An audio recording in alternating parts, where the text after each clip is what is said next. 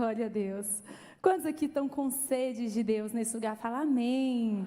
Quantos querem ouvir a voz do Senhor falando no seu coração? Fala amém.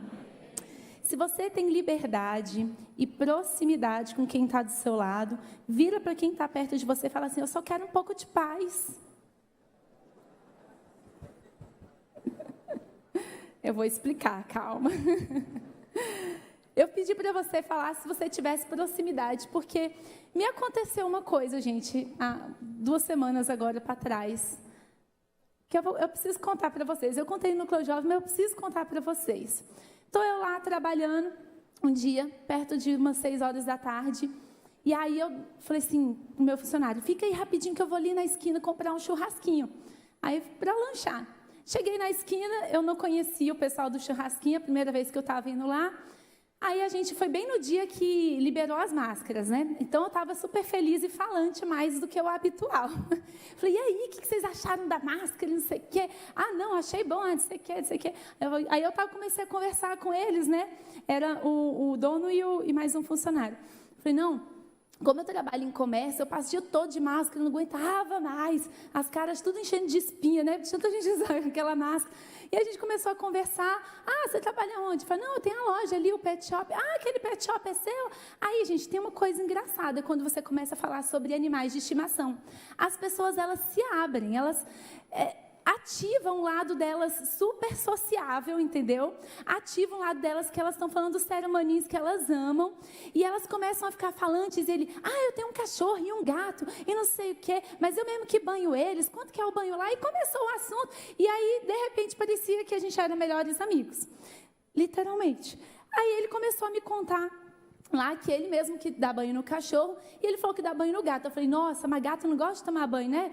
É complicado, ele não fica muito bravo, não? Aí o homem: não, eu faço bem rapidinho assim. Cadê o Davi? Eu vou precisar da sua ajuda, vem cá. Aí eu tô bem assim, gente, tinha literalmente 2 minutos que eu tinha conhecido o rapaz.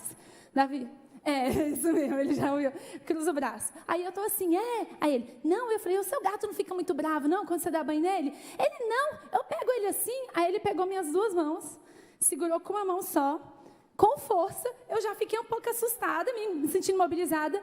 Ele levantou, eu puxo ele assim. Aí ele pede aí. E aí eu esfrego assim. E ele esfregou a minha costela, gente. No meio, obrigada. No meio da rua. Ele esfregou a minha costela. Aí ele soltou minha mão, eu fiquei assim, sem entender o que estava acontecendo. Falei: moço, não falei, eu pensei: isso não é apropriado, você me conhece, tem 2 minutos, você esfregou a minha costela. Aí eu fiquei assim, né, dei um passinho para trás. Aí ele ainda imitou o gato em determinado momento, aí ele fez assim, tipo, esse negócio. Eu falei: meu Deus.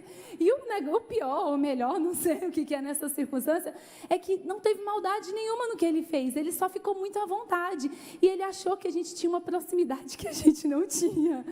E aí eu peguei meu churrasquinho, voltei para minha loja, virei para meu funcionário: o homem acabou de esfregar a minha costela bem ali na rua. Eu me senti o gato dele tomando banho, gente, vocês não estão entendendo. Foi uma demonstração literal.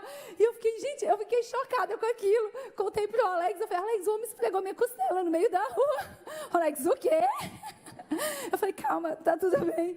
E aquela história foi muito estranha, por isso que é sempre bom ter certeza que a pessoa que está do seu lado tem um nível de intimidade que você acha que você tem com ela, né? Porque tem gente, inclusive, que namora outra pessoa, no pensamento a pessoa nunca nem sabe que você está namorando com ela, não é verdade? Apaixonada, aquele amor platônico. Então é sempre bom, né, saber se você tem a liberdade para você poder falar, para você abraçar, para você esfregar a costela do coleguinha, não é verdade?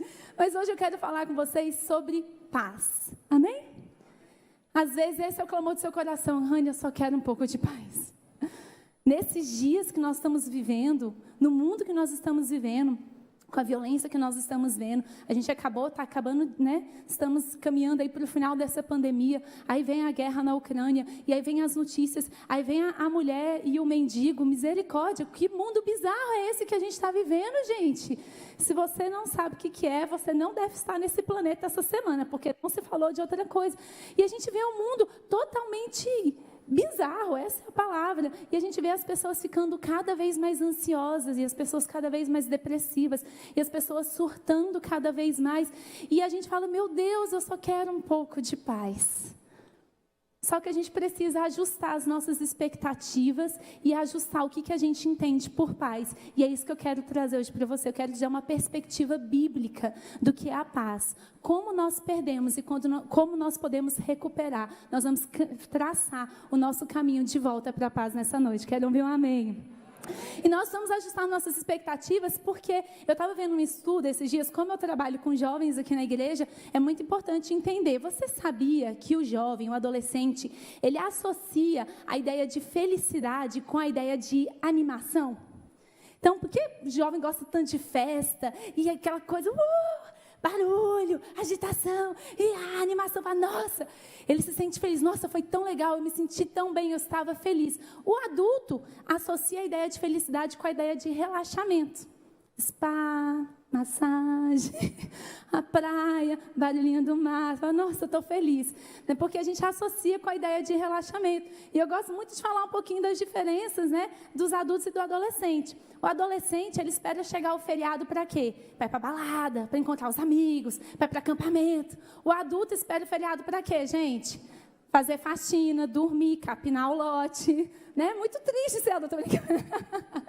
O adolescente junta dinheiro para quê? Para viajar, vai para balada. O adulto junta dinheiro para quê? Comprar coisa do gato. Inclusive, no Clube do Pet tem bastante coisa para gato. O adolescente vai no cinema para beijar na boca. O adulto vai para quê?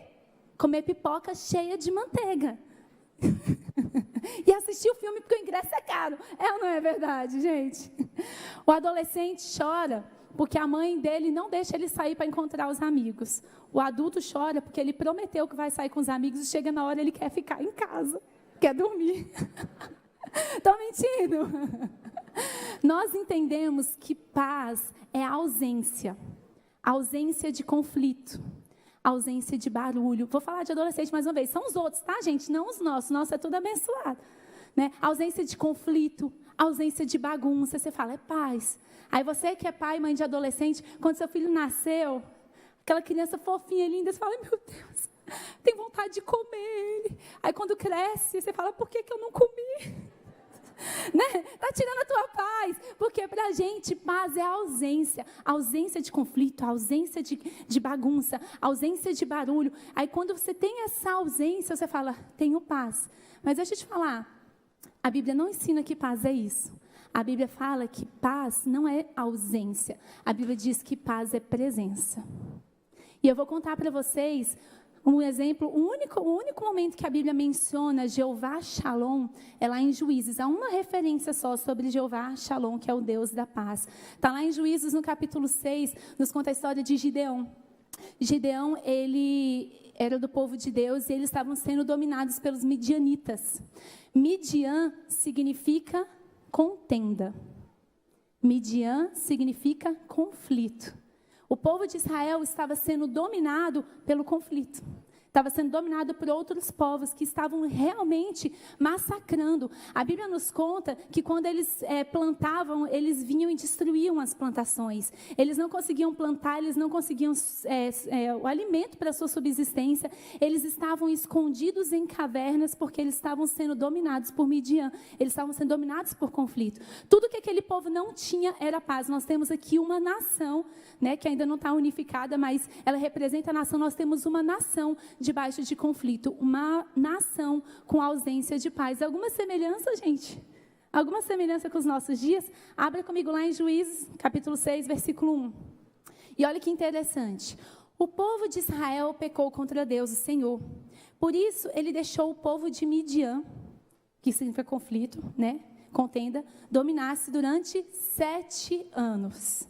Os israelitas se escondiam, fala comigo, se escondiam dos midianitas em cavernas e outros lugares seguros nas montanhas, porque os midianitas eram mais fortes do que eles. Você já passou por uma situação em que os conflitos e as suas guerras interiores pareciam ser mais fortes que você? Para você dar esse clamor e falar, cara, eu só quero um pouco de paz. Pois é a situação que nós temos uma nação debaixo desse jugo. Todas as vezes que os israelitas semeavam, os midianitas vinham com os amalequitas e os povos do deserto e os atacavam. E a Bíblia vai contando, dizendo que eles eram muito numerosos, que eles se sentiam, ali muito fracos diante dele. Aí, vamos um pouquinho mais adiante, lá no versículo 14, e aí conta que Gideão, ele foi lá escondido e ele estava tentando fazer um alimento para eles ali, e o anjo do Senhor aparece e fala com Gideão. Fala em versículo 14. Então o Senhor Deus ordenou a Gideão: vá com toda a sua força e livre o povo de Israel dos medianitas. Sou eu quem está mandando que você vá. Aqui, Deus, só para a gente resumir, Gideão tem um diálogo com esse anjo do Senhor, e ele fala: olha, mas eu sou o menor da minha família é a mais pobre, eu sou o pior de todos, eu não vou dar conta. Como assim? E o anjo do Senhor fala para ele assim: olha, você é um homem valente, você é um homem corajoso, vá nessa sua força, vá e fala, porque ele vai ser o libertador do povo ali de Israel. E aí a palavra do Senhor nos conta que ele pede para que aquele anjo do Senhor espere ele ali. Ele vai, ele prepara uma oferta, ele entrega essa oferta, aquela oferta é consumida, e no momento em que aquela oferta é consumida, ele consegue perceber que ele de fato está diante de Deus, e a Bíblia diz que ele cai prostrado e ele fala: agora eu vou morrer, não basta ser o pior, o mais fraco, o mais pobre, agora eu estou diante do Senhor, e agora eu vi o Senhor, e agora ferrou com tudo. E aí, versículo 23 fala assim: mas o Senhor respondeu: não fique com medo. Fala comigo: não fique com medo, tudo está bem, você não morrerá. Gideão construiu ali um altar para Deus, o Senhor, e o chamou: o Senhor é paz. Fala comigo: o Senhor é paz. O que é paz, gente? O Senhor fala. Então fala de novo: o Senhor é paz. O que é paz, gente? Essa é a referência que nós temos de Jeová Shalom. É quando os midianitas estão atacando o povo. Os midianitas foram embora nesse momento? Não foram. Gideão já tinha levantado um exército para lutar contra eles? Não tinha. Qual era a situação de Gideão? Exatamente a mesma. O que tinha mudado? Nada tinha mudado. A única coisa que tinha mudado vai ser o que eu vou falar com vocês aqui. Ele tinha construído um altar ao Senhor e ele recebeu uma palavra do Senhor. E naquele momento ele entendeu que paz não é ausência de conflitos. Paz é presença do Senhor dentro do conflito. Paz é a atmosfera do céu invadindo a terra, não importa onde nós estivermos. Paz é você estar com seus conflitos financeiros, seus conflitos familiares, seus conflitos interiores, mas você ter a presença do Deus Todo-Poderoso na sua vida. E de repente aqueles conflitos ficam pequenos. E é como a gente acabou de cantar aqui. Não cantou hoje não. Eu estou viajando. Foi na minha cabeça que a gente cantou a música. E quando o nosso louvor ele fica mais alto que os ruídos, fica mais alto que os medos. Os midianitas ainda estavam lá, eles ainda estavam passando por escassez, eles ainda estavam passando por fome, eles ainda estavam passando por todos os problemas, mas tinha uma coisa diferente. Tinha um altar levantado ao Senhor, ao Jeová Shalom, e aquela paz que excede todo o entendimento guardou o coração e a mente de Gideão, e ele se levantou como um guerreiro valente, ele se levantou como libertador daquele povo e conduziu todo o povo à vitória. Amém? Vamos entender o caminho de volta para a paz nessa noite? Fala comigo: amém. Então vamos lá. Como resgatar a nossa paz? Vamos entender esse versículo aqui. Vamos voltar lá no versículo 1 do capítulo 6. O povo de Israel pecou contra Deus, o Senhor. Por isso ele deixou que o povo de Midian o dominasse. Então o conflito veio por causa de quê? Porque o povo tinha pecado. Vai guardando essa informação. Versículo 2. Os israelitas se escondiam. Quando foi a primeira vez que a Bíblia menciona que uma pessoa se escondeu? Adão. A Bíblia nos conta que Adão e Eva tinham comunhão com o Senhor todos os dias ali no Éden. E o Senhor vinha encontrar com eles e ter relacionamento com eles, até um dia que eles entraram em concordância com a serpente. E a serpente passou a dominar, a mente deles ali, e eles pecaram. E a Bíblia diz que quando o Senhor veio ter comunhão com Adão, e o Senhor o chamou no jardim, a Bíblia diz que ele se escondeu. Por que ele se escondeu? Porque ele havia pecado. Da mesma forma que aqui o povo de Israel havia pecado e sobre eles veio o conflito e eles passaram a se esconder lá no Éden. A primeira pessoa que se escondeu porque pecou. A primeira pessoa que teve medo porque pecou. Olha só como é que fala. Eu trouxe para você, até fiz uma consultoria gratuita com a Sarinha de hebraico. A palavra aqui no versículo 2, se esconder, né, fala assim... No versículo, em Gênesis 3, no versículo 8. Quando ouviram a voz do Senhor Deus, que andava no jardim pela viração do dia, esconderam-se da presença do Senhor, o homem e sua mulher, por entre as árvores do jardim. 9. E chamou o Senhor Deus ao homem e perguntou, onde estás? 10. Ele respondeu, ouvi a tua voz no jardim, porque estava nu, tive medo. Fala comigo, medo. E me escondi. Essa palavra, eu tive medo, é aquela, pode colocar lá. É aquela palavra ali, pode colocar a próxima. A imagem. Isso. É aquela palavra lá, que a Sarinha vai falar bem bonita aqui para vocês no microfone. A primeira. Ire é a primeira palavra. A segunda, iare. As palavras, se você for olhar ali, elas são quase iguais. Elas são quase iguais. A única diferença são aqueles pontinhos ali embaixo. Essa palavra, quando ela é traduzida, ambas as palavras, elas significam temor. Elas significam, né? Eu não vou falar medo, porque para o português é diferente, temor e medo. Ambas as palavras, elas significam temor. Quando você vai para a grafia dela, troca por caracteres, elas ficam iguais, mas elas são diferentes, elas são verbetes diferentes no dicionário. Então, aqui em Gênesis, há o medo, há o temor. A Bíblia nos conta que, como Adão e Eva pecaram, eles tiveram medo e se esconderam. Agora, eu quero falar para você outra palavra, temor, que está em Gênesis também, lá em capítulo 22, versículo 12. Nos conta a história de Abraão. Abraão, ele teve um filho da promessa, que é Isaac, aquele filho querido e esperado. E um dia o Senhor falou para Abraão, falou assim, Abraão, eu quero que você sacrifique o seu filho Isaac a mim. Falou, oi?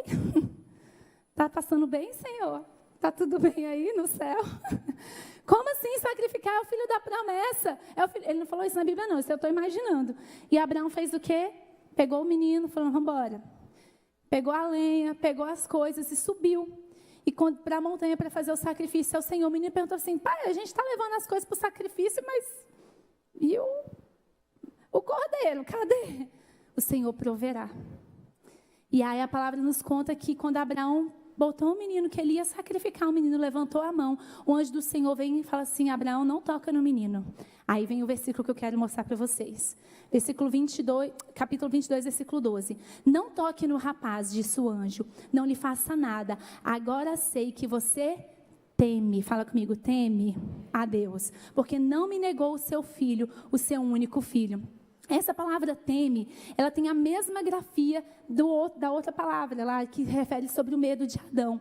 Elas têm aquela diferencinha, mas quando você vai ver a grafia dela, é a mesma. E às vezes a gente fala temor e temor, mas elas são totalmente diferentes. Um temor fala sobre medo.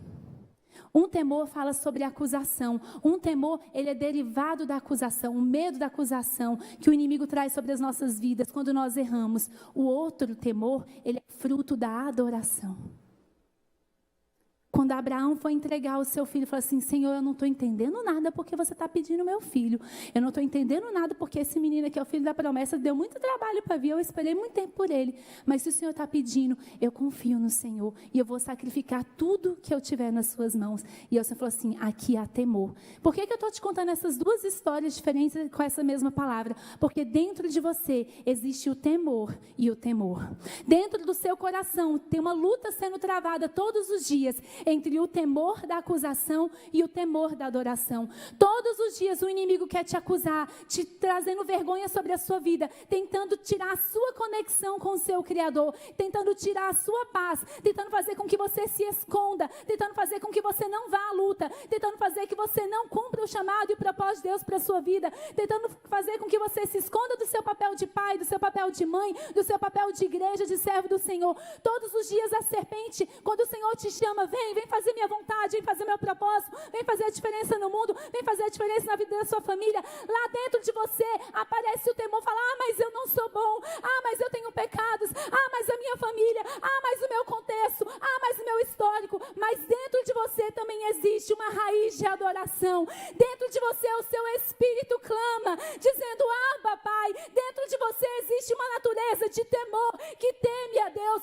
que respeita a Deus. E nós somos responsáveis, nós temos o desafio de deixar a voz do temor, da adoração, ser tão alta que vai calar os nossos medos e as nossas acusações. Amém? Se for para Jesus, pode ser bem fortão.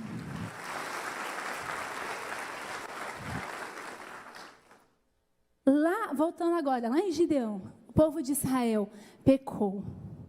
E quando nós pecamos, nós entramos em concordância com a serpente. E quando nós pecamos, a consequência imediata é nós nos escondermos na caverna.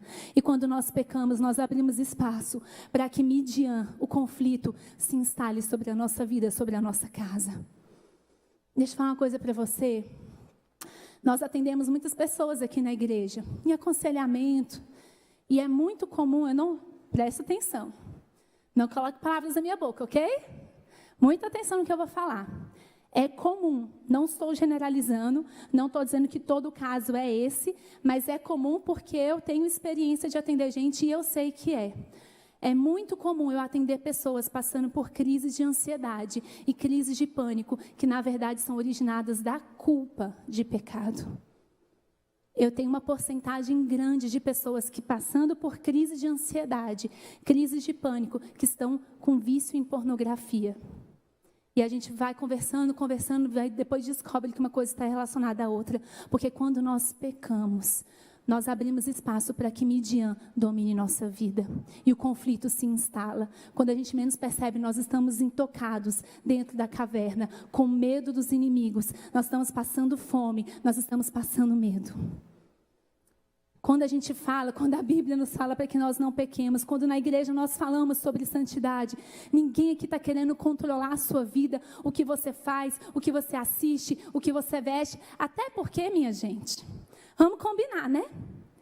Eu mesma tenho 2 lojas, uma família, igreja e coisa, e a gente que faz dieta, faz esporte, ainda quer ter o cabelo hidratado. Não dá para ficar vigiando a vida dos outros. Eu tenho mais que fazer da minha vida, glória a Deus. Amém? Mas quando nós falamos isso é porque nós conhecemos essa realidade. Nós sabemos que o pecado, ele escraviza. Nós sabemos que o pecado abre espaço para o medo. E nós sabemos que o medo, quando vem, ele assola a alma do homem. Ele faz desse homem um prisioneiro das cavernas. Ele faz desse homem e dessa mulher um prisioneiro da escuridão. Então, meu querido, o que Deus está te chamando hoje é para que você seja santo como Ele é santo. A palavra do Senhor nos fala que a intimidade do Senhor é para aqueles que o temem. Não o temor do medo, não o temor da acusação, mas a intimidade do Senhor é para aqueles que o adoram como Abraão adorou. Amém?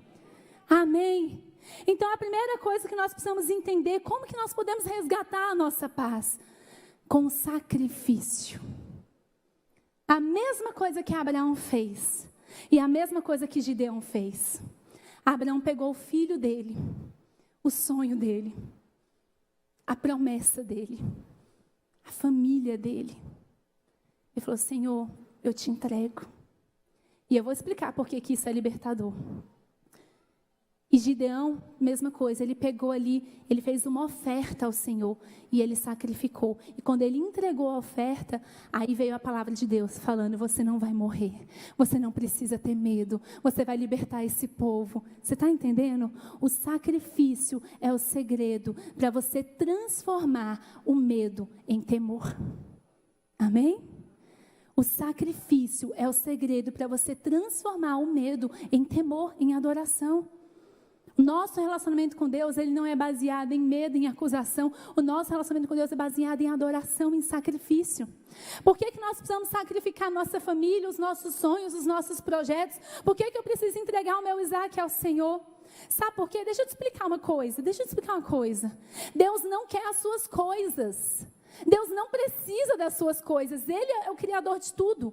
Deus não quer as suas coisas, mas às vezes nós precisamos entregar as nossas coisas para resgatar o nosso coração.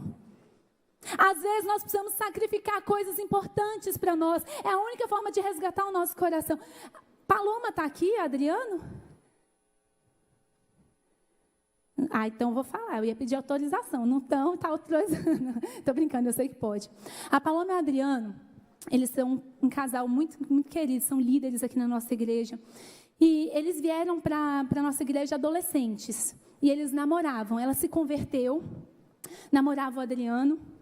E ela se converteu, ela se encantou com Jesus. E ela falou, eu quero viver para Jesus. E ela virou para o namorado dela. Eles viviam no mundo, tinham um namoro do mundo. E ela falou assim, meu bem, agora as coisas vão ser diferentes. Porque eu sou uma mulher de Deus, eu amo Jesus e eu quero fazer do jeito que a Bíblia diz. Então, se a Bíblia diz que a gente tem que esperar, a gente tem que esperar. E eu quero que você venha para a igreja comigo. E ele veio para a igreja por causa dela. E aí não estava dando certo. Porque ela queria uma coisa e ele queria outra. E a Paloma, apesar de amar o Adriano, ela amava mais Jesus. E ela falou assim, eu amo esse menino. E eu amo namorar com ele. Mas esse namoro está me tirando do rumo. E eu vou entregar o meu namoro no altar do Senhor. E eu vou sacrificar. E ela terminou o namoro com o Adriano. Porque o Adriano estava tirando ela do caminho que ela deveria seguir. Aquele namoro. Aí o que aconteceu? Aí o Adriano veio para a igreja agora, de verdade. Ele já tinha feito um encontro com Deus, mas foi fingido. Aí ele começou a vir. Ela terminou com ele, falou, não tem volta. E ele começou a buscar Deus de verdade. Aí ele foi para o encontro com Deus de verdade. Nessa época ele começou a frequentar a célula do Alex. E era a nossa célula, era bem aqui atrás, né? Na salinha que tem aqui atrás. E nós vimos, diante dos nossos olhos, o Adriano se transformar de um menino mundano para um menino que amava Jesus. Ele se transformou, ele entrou, ele fez encontro com Deus, ele começou a trabalhar, ele começou a se envolver, ele virou líder de célula, ele começou a evangelizar outras pessoas, ele começou a levar outras pessoas a Cristo, e eles separados, e ela trabalhando para o Senhor lá, ele trabalhando para o Senhor, e passou um tempo, e a Adriano continuou crescendo, ele firmou o coração dele no Senhor, e alguns anos depois, eu não sei se os meninos, alguém lembra aí quantos anos depois, sei lá, foi 3, 4 anos depois, adivinha o que aconteceu? Eles se encontraram novamente, quer dizer, estavam sempre aqui, olharam, vamos voltar? Vamos, voltaram, casaram, tiveram 2 filhos, estão trabalhando juntos hoje para o Senhor. Quando o Senhor pediu aquele namoro para a Paloma, Ele não queria o namoro dela, Ele não queria a infelicidade dela, ele queria o coração dela, e Ele queria o coração do Adriano. Ele tinha um plano muito maior e muito melhor. Então, meu querido, quando o Senhor te pede alguma coisa, Deus não quer as suas coisas, Deus quer o seu coração. Muitas vezes nós temos que entregar as nossas coisas para resgatar de volta para o Senhor o nosso coração. Se o Senhor está te pedindo, simplesmente entrega. A gente já tirou a oferta, eu não vou tirar de novo. Deus não está interessado no seu dinheiro, o Senhor está interessado no seu coração. Mas às vezes nós temos que dar para o Senhor aquilo que está tomando o nosso coração. Amém? Amém? Sinto alguma preocupação no ambiente. Nós precisamos entregar no altar o nosso jeito de pensar. Nós precisamos entregar ao Senhor nossas ideologias. Nós precisamos entregar ao Senhor nosso jeito de vestir. Nós precisamos entregar para o Senhor nossa programação do Netflix. Nós precisamos entregar para o Senhor o nosso Instagram. Nós precisamos entregar para o Senhor nossos grupos de WhatsApp. Nós precisamos entregar para o Senhor os nossos hábitos. Porque, como eu falei no outro dia, neutro é detergente. O resto tudo tem um lado. Ou aquilo contribui para o nosso relacionamento com Deus, ou aquilo atrapalha. Ou aquilo edifica a nossa vida, ou aquilo vai edificar a nossa e fortalecer a nossa carne. Nós temos que ser intencionais na nossa vida. Amém? Nós temos que ser intencionais. E eu gosto muito de falar, eu gosto muito de ensinar os jovens que não é uma medida exata. Que tanto eu posso conversar com esse pessoal do meu WhatsApp e não pecar. Não é assim. A gente não traça uma linha e fala, você pode vir até aqui. Sabe por quê? Porque se eu traço uma linha e falo que eu posso vir até aqui, eu venho até essa linha e eu fico bem aqui na linha, ó, me equilibrando. Não é até quão longe eu posso ir sem pecar, mas quão longe eu posso ficar do pecado. Essa medida é a medida do medo. Se eu for um pouquinho mais, eu vou me lascar. Eu vou para o inferno. Entendeu? Essa é a medida do medo. Essa é a medida da adoração. Eu não estou com medo de ir para o inferno. Eu estou com medo de desagradar o meu Senhor. E eu quero ficar o mais longe possível do pecado. Sabe o que vou falar aqui, não coloque palavras na minha boca. E eu não vou falar o nome das coisas, porque aqui não é para acusar ninguém. Mas é para exemplificar. Lá na minha casa, o nosso critério de televisão é muito alto. A classificação lá é tipo 12 anos. Anima, você tem 35. Pois é. Mas eu cuido da minha mente. Gente, mas eu perdi as contas de quantas séries eu comecei a assistir. A primeira temporada, massa, intrigante, mistério, uau. Na segunda temporada entrou a porcariada todinha. Entrou a ideologia todinha. Entrou a imoralidade todinha. Entrou aquela violência absurda todinha. Sabe o que eu fiz? Vou parar de... E o que aconteceu na série? Não sei. Já saí várias vezes no meio do filme no cinema. De repente aquilo ali começou a insultar os valores da palavra de Deus sobre a minha vida. Sabe o que a gente fez? Levantou do cinema e saiu. Quando eu falo isso, eu não falo o nome das séries que eu parei de assistir, não falo o nome dos filmes, porque pode ser que você tenha assistido a série todinha até o final. E eu não estou aqui para te acusar, estou aqui para te ensinar um princípio. Amém? É você colocar e falar, Senhor, o que aqui precisa ir para o sacrifício? O que aqui precisa ir para o altar? O que aqui está atingindo a minha mente? O que aqui está trabalhando no meu coração? Princípios contrários que o Senhor quer que eu trabalhe. Você está entendendo? Não é até onde eu posso ir sem pecar, mas o quão longe eu posso estar daquele pecado. O quão longe eu posso estar daquilo ali que afronta o Senhor. Você consegue entender isso? Fala amém. Segundo princípio de como nós podemos resgatar a nossa paz. O primeiro é sacrifício. Esqueci só de uma coisa antes. Volta. Por que eu tenho que sacrificar minha família? Isso aí não está de Deus, não. Deixa eu te ensinar uma coisa. Presta meu celular aí, meu bem. O medo é inerente à posse. Tudo aquilo que é meu, eu temo por aquilo que é meu. Vamos supor que saiu um recall da Samsung falando que o aparelho X tem um probleminha que pode acontecer de quando você está falando ele explodir. Pode acontecer.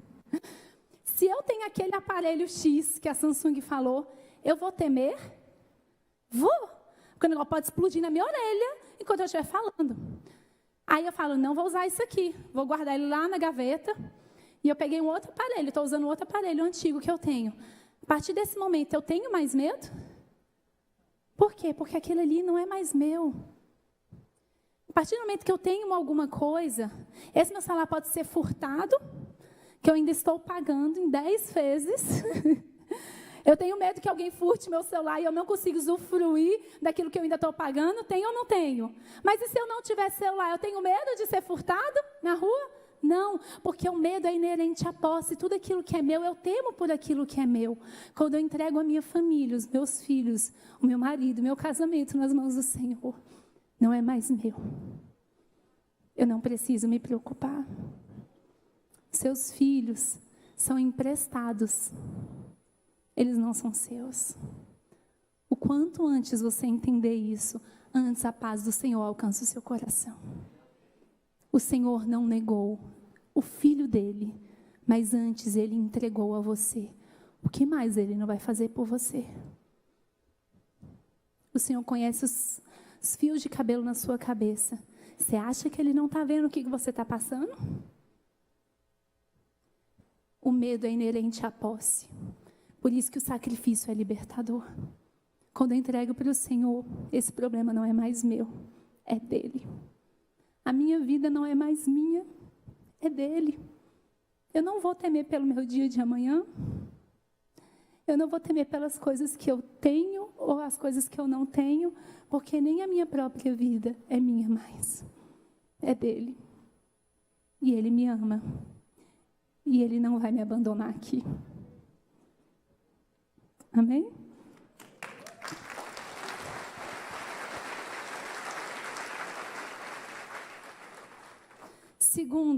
Segundo segredo para a gente resgatar a nossa paz, proximidade. Amém? Adão pecou e nutriu um medo. E porque nutriu um medo, ele ficou distante do Senhor. Nós temos que fazer o contrário. Se porventura a gente vier a pecar, ou se porventura a ansiedade vier a assolar o nosso coração, ou a gente passar por uma dificuldade, a gente não se afasta do Senhor, a gente se aproxima. E a gente faz o contrário. A pessoa, ai meu Deus, eu pequei. Aí você vai se afastar de quem pode te limpar? Não tem lógica. Você não se limpa para depois tomar banho, você toma banho para poder se limpar. Amém? O Senhor é esse que nos lava, que nos purifica.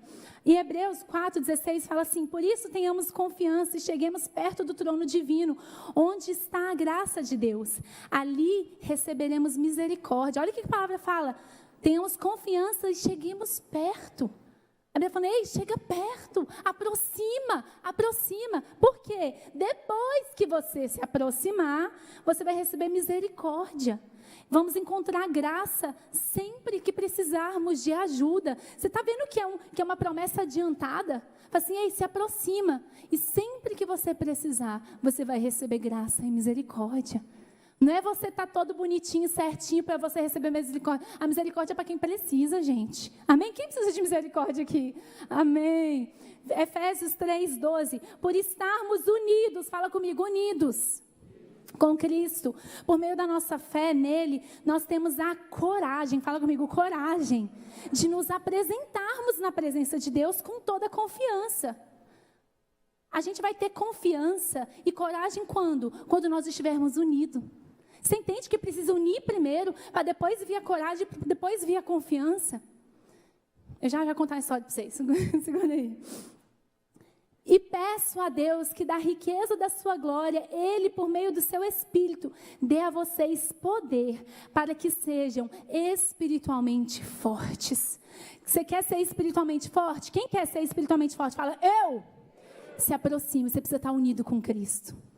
Não é o contrário. Ah, não, fulano é muito forte espiritualmente, por isso que ela é unida com Cristo. Não é o contrário. É porque eu sou unida com Cristo que eu sou espiritualmente forte. Às vezes, queridos, há uma batalha na nossa mente. Quando você vem, quando eu era adolescente, pré-adolescente, sei lá, criança, uns 11 anos, eu lembro que eu vinha para a igreja, e quando você é filha do pastor, todo mundo te olha. E eu não sei se todo mundo olha mesmo, mas essa era a sensação que eu tinha. Às vezes eu estava me achando, né? Mas aí eu ficava assim. Aí qualquer coisa que você faz, as pessoas falam, ai, que bonitinha, filha do pastor. Aí, tipo assim, aquilo ali não parece, mas aquilo me deixava tímida. Então, às vezes, quando a gente vinha aqui no culto, e tinha aquele momento, assim, de adoração, e todo mundo cantando, eu tinha vontade, assim, sabe, de levantar a minha mão, mas na minha cabeça, ainda mais quando você é pré-adolescente, você é um pouco inseguro, na hora que eu levantar a mão, todo mundo vai falar, ai, que gracinha, levantando a mãozinha.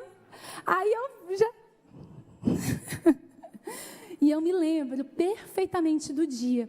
Eu estava aqui, gente, o Espírito Santo estava movendo nesse lugar. Não era aqui a igreja na época, era lá embaixo. E o Espírito Santo estava aquele culto, sabe, aquela coisa gostosa. E eu, ai, eu quero levantar minha mão. E, vai se lascar, vou levantar, quero nem saber. Não falei vai se lascar, não, desculpa. E eu lembro direitinho que eu fiz assim, parecia que tinha 1 tonelada, porque eu estava com medo do julgamento, eu estava com medo dos olhares. Eu não tinha feito nada de errado, não era nenhum pecado, mas é o que os outros vão achar. Ah, os outros vão reparar em mim. Às vezes você está aqui, às vezes você vem para o culto e você tem vontade de se entregar nesse momento e de se aproximar, mas vem aquelas vozes na sua cabeça te acusando das coisas que você fez ou das coisas que você deixou de fazer. Ou então, o que minha esposa vai pensar? Porque eu gritei com ela essa semana e ela vai falar, muito bonito, levantando a mão, mas em casa, querida, deixa eu te falar uma coisa, a gente não fica justo para depois receber misericórdia, a gente recebe misericórdia e a gente fica espiritualmente forte. E eu me lembro que naquele dia, eu fui assim, levantando a mão, aí pronto, aí eu nunca mais parei depois daquele dia, mas foi uma libertação, superar aquele obstáculo. Tem gente que está precisando superar alguns obstáculos aqui hoje. Eu vou contar a última história para vocês. Ai, tinha mais coisas para falar, mas não vai dar tempo. Mas eu vou falar só sobre o que é a paz. A paz é um atributo de Deus.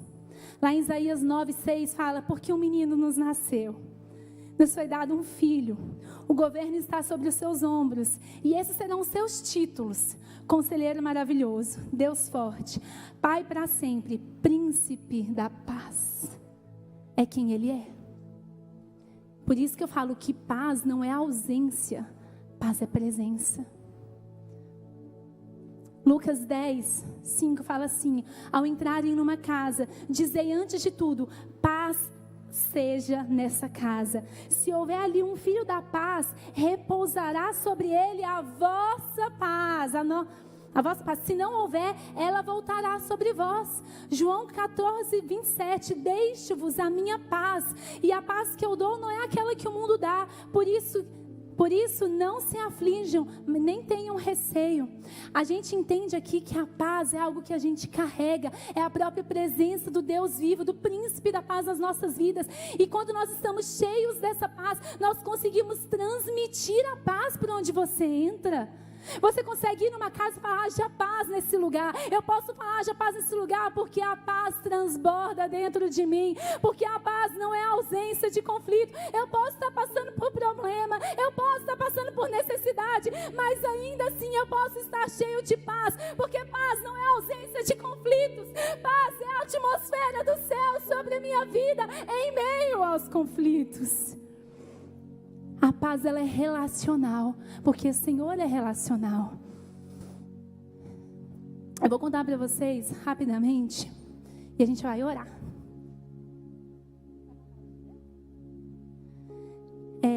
Alguns sabem mais detalhadamente, outros meio por alto.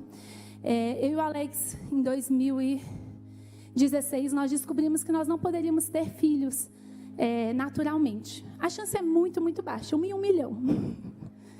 E a médica falou para a gente que a alternativa mais viável para a gente seria fazer uma fertilização in vitro, que é aquela que você faz um embriãozinho no laboratório e depois você implanta. E em 2018 nós decidimos fazer esse procedimento, decidimos tentar.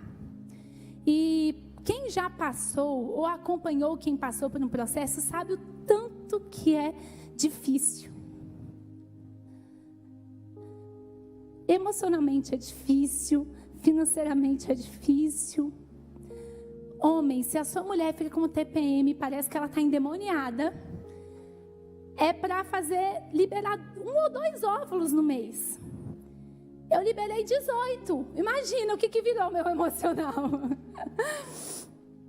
E você toma muitos remédios e hormônios e injeções. Você deixa de ter vida. Aí fala assim, amanhã você tem que vir fazer uma ecografia 10 horas da manhã. Eu trabalho, eu estou dando aula 10 horas da manhã. Não, amanhã você vem fazer ecografia 10 da manhã. Você não é dono da sua agenda. Você não é dono de nada. E é um processo muito difícil. E nós fizemos, e no em abril de 2018, nós implantamos 2 embriões. E aí você fica naquela, né? Você implanta e você espera 14 dias para fazer o teste de gravidez para saber se pegou, se não pegou, se deu, se não deu. E é muito estranho. As mulheres talvez vão entender. Você fala, eu não sei se eu converso com minha barriga, se não. Eu não sei se tem um bebê aqui dentro ou se não. É muito desgastante emocionalmente. E para completar, por conta de toda a carga hormonal que eu estava tomando, teve uma época que eu estava tomando remédio de menopausa, de gravidez e anticoncepcional. Eu falei, nossa, que ótimo, né? E em consequência dessa mistura de remédios, para completar, eu tive uma depressão química durante 10 dias. Depressão mesmo. Todos os sintomas clínicos eu tive. Então, se você já passou por depressão ou está passando, eu te entendo. Só quem passou sabe. E a vida rolando, porque eu não tinha contado para ninguém. Só o pessoal da minha família estava sabendo. Só minha família do Alex estavam sabendo. E aqui as coisas na igreja acontecendo. Eu atendendo, ministrando. A gente ia ter acampamento de adolescentes, organizando acampamento de adolescentes. E chegou o dia, era um sábado. Aí fiz o teste de gravidez e deu negativo. Então, os embriões não tinham ficado. E aí, eu vim para o culto. E o pessoal, era sábado, estava bem aqui. E o pessoal, eles fazem a cobertura no Instagram. Então, eles filmam, tiram fotos e postam. E isso não foi intencional, tá, gente? Ninguém sabia. Mas tiraram uma foto, eu estava ajoelhada aqui. Pode colocar a foto lá, por favor.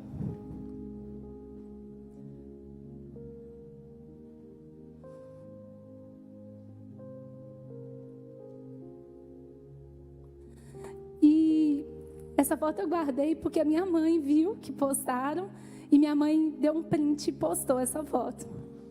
Eu não tirei a foto por causa disso, não, viu? Hoje em dia tá tão esquisito esse negócio de Instagram que as pessoas ficam com uma necessidade de produzir conteúdo. Eu tô chorando, aí tira a foto. Não. Eu nem sabia que essa foto tinha sido tirada, eu nem vi. Eu tinha acabado de descobrir que eu tinha perdido 2 bebês. Eu vim para o culto. Isso que eu estou fazendo aí nessa foto. Quem vem aqui no sábado e assiste no Cojovem sabe que eu faço isso todo sábado, do mesmo jeito. Aqui, eu não estou chorando, amargurada. Aqui, eu estou me relacionando com Jeová Shalom.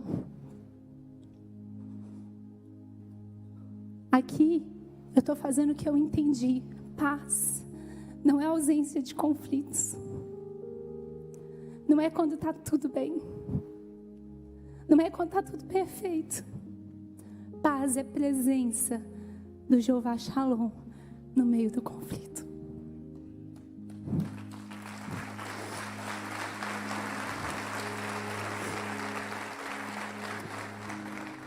Acabou o culto. Peguei as coisas. Fui para o acampamento de adolescentes. Tocamos terror. Brincamos. Festa fantasia, graças a Deus, suspendeu o remédio. Aí eu voltei ao normal. 24 horas depois a depressão passou. Amém. Porque ia ser complicado depressão no acampamento de adolescentes. Orei com os meninos, abracei os meninos. Teve um momento interessante. A gente fez uma ministração sobre paternidade e maternidade. Meu pai pediu para que eu orasse pelos meninos como se fosse mãe deles. E o Senhor me lembrou que apesar de eu não poder, nesse momento, ter filhos biológicos, eu tinha filhos espirituais. Eu tenho casado muitos jovens. E alguns dos jovens eu acompanhei de adolescente. Me sinto um pouquinho mãe deles. Aí eu vejo as meninas entrando de noiva, eu choro. Estou mostrando isso para vocês porque eu sei. E eu já experimentei o Jeová Shalom nos meus dias mais difíceis. E eu posso afirmar para vocês, paz não tem nada a ver com ausência, mas tem tudo a ver com presença. Isso aqui é proximidade. Quando eu levantei aqui, eu estava cheia de paz, porque eu estava cheia de Deus. Lembra do homem que esfregou minha costela? Por que foi estranho? Porque a gente não tinha proximidade. Mas você se lembra, Adão, antes de pecar, ele estava sozinho no Éden. E o Senhor falou, não é bom que ele fique só. A Bíblia diz que Deus fez Adão cair num sono e tirou uma costela e providenciou para ele o que ele precisava. Quando não tem proximidade, é estranho. Você fica desconfortável. Você não consegue usufruir de paz. Mas quando você tem proximidade, o Senhor pode arrancar a sua costela e prover para você que está tudo bem. Você dorme em paz. Quantos querem caminhar de volta para a paz hoje? Fica de pé comigo no seu lugar.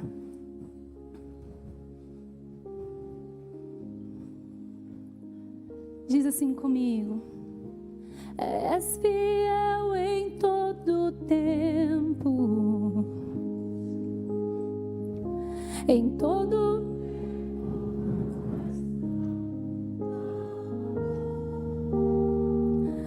com todo o fôlego que tenho, eu cantarei da bondade.